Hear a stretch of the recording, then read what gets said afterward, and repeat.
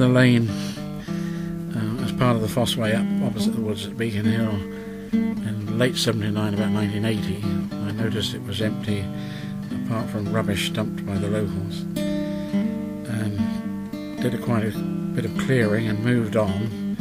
And I already knew the farmer, David Marks, now deceased, quite well, and he was pleased that I was there because it would stop further rubbish dumping. And also I could put his late churns, as he called them, the churns full of water for the cattle, that he had to bring up by hand, and he would give them 4 in the morning, and I was there to tip the evening 4 in to save him coming all the way up. So it was cooperation with him from the start. And he spoke up for me at a parish council meeting and said no, he didn't want me moved, or Khan as he used to call me, he didn't want Khan moved because he looked after things, the cattle side for him, and he did no harm at all and kept the rubbish dumpers out. So we were there for a couple of years with no problems. Then it went to a meeting at Shapton Parish Council, and fortunately I knew one of the local traders, one Christopher,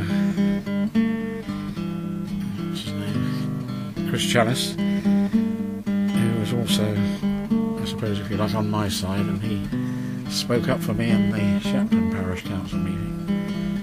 I was a good man and there would be no problems as far as he could see. And so it went on for the next decade. I seemed to have a charmed life on the spot.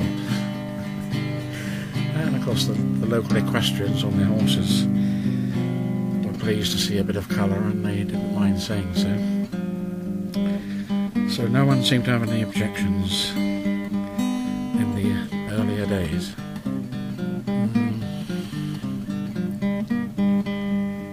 When the Baha'is, religious group, is it rolling?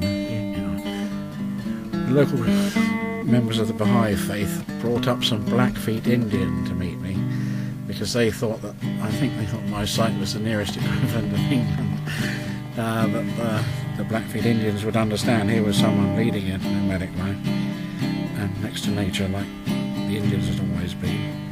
And they were pleased, and we had baked potatoes and a few soft drinks, and the Blackfeet men wanted to give me a quick friendly wrestle like they do amongst Indian society instead of wasting time shaking hands, and it went off really well. They enjoyed themselves, and so did my daughter and I. It was a very pleasant meeting.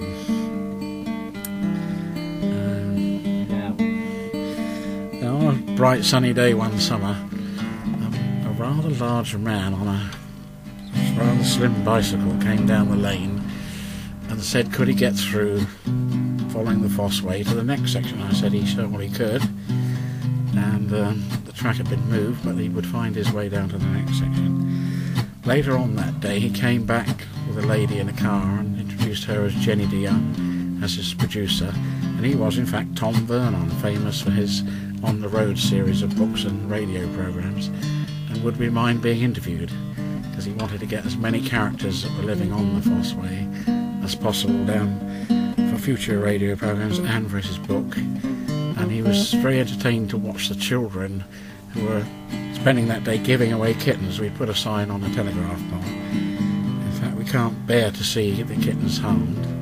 And so the girls did a wonderful job giving them away to people, and there was sort of nervous middle-class couple stopping and accepting that it looked like a gypsy cab, but it looked all right, and perhaps they would have a kitten. And so the whole day went off well, and in the end we got Tom Vernon to sing for us. He wanted to hear my partner at the time, Mary, sing with the guitar, so she sang for him.